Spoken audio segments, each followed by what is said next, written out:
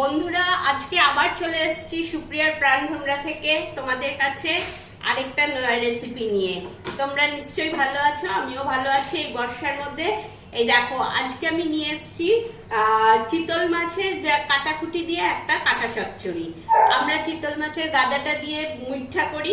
মুইঠা করার সময় মাছের চামড়াটা কাটাকুটি গুলো ফেলা যায়, সেগুলো যাতে না ফেলা যায় সেগুলো দিয়ে আমি আজকে তোমাদের একটা কাটা চচ্চড়ি করে দেখাবো। এই দেখো, আমি কড়াইতে তেল দিয়ে দিয়েছি, গ্যাস ধরিয়ে তেলটা গরম হয়ে গেছে। আগে আমি এই মাছের কাটাকুটি গুলো ভালো করে ধুয়ে নুন হলুদ মেখে রেখে দিয়েছি, এগুলো একটু ভেজে নেব। এই দেখো, তেলের মধ্যে ছেড়ে দিচ্ছি।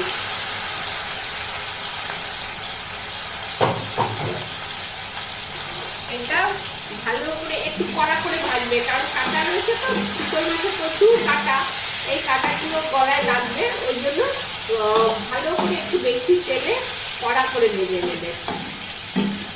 এই যে, এই দেখো, এই দেখো আমার কড়া করে ভাজা হয়ে গেছে। মাছের এই গুলো কাটাকুটি, একটু পিঠে মাছ, তেল, এগুলো সব কড়া করে ভেজে নিলাম। এবার মাছটা তুলে নেব। দেখো,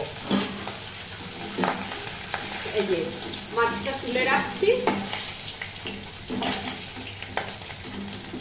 একটু তেলটা একটু বেশি দেবে, ঝালটা একটু বেশি দেবে। আচ্ছা, মাছটা তুলে রাখলাম। মাছটা তুলে রেখে এবার আরেকটু তেল দিয়ে দিচ্ছি। আরেকটু তেল দিয়ে দিলাম। তেলের মধ্যে আগে পেঁয়াজটা একটু অল্প সামান্য পেঁয়াজটা একটু ভেজে নেব। পেঁয়াজটা ভেজে আলুগুলো দিয়ে দেবো।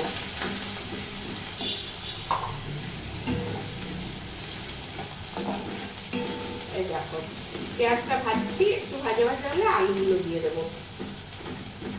এই যে, এবার আলুটা দিয়ে দেবো।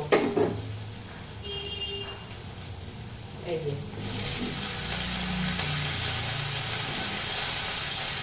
আলুটা দিয়ে দিলাম। এটা শুধু আলু দেবে, আলু পেঁয়াজ, আর তারপরে একটু নুন দিয়ে একটু ভাজবো। ভেজে তার মধ্যে একটু রাঁধুনি বাটা দেবো, একটু নুন দিয়ে দিচ্ছি। একটু নুন দিয়ে একটু আমি আলু পেঁয়াজটা একটু ভাজা ভাজা করে দিচ্ছি।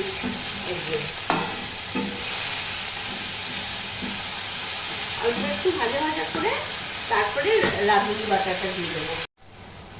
দেখো, আলু পেঁয়াজটা একটু ভাজা ভাজা করে নিলাম, নিয়ে অল্প সামান্য, কারণ খুব বেশি ভাজবে না। এবার এর মধ্যে একটু রাঁধুনি বাটাটা দিয়ে দেবো। এই যে রাঁধুনি বাটা,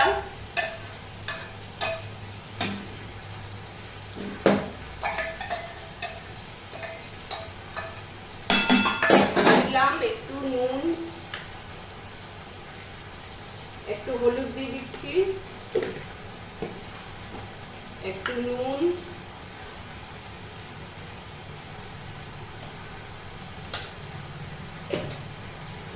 একটু লঙ্কার গুঁড়ো। লঙ্কার গুঁড়ো একটু বেশি করে দিলাম, একটু ঝাল ঝাল যাতে হয়, লঙ্কার গুঁড়ো। এবার দেব একটু আদা পেঁয়াজ রসুন বাটা, পেঁয়াজ না সরি, আদা রসুন বাটা। এই দিয়ে দিলাম, দিয়ে এটাকে একটু কষিয়ে নেব। এই দেখো, এর সাথে মাছটাও দিয়ে দেবো। মাছটা দিয়ে একসাথেই কষাবো। এই যে মাছটা দিয়ে দিলাম।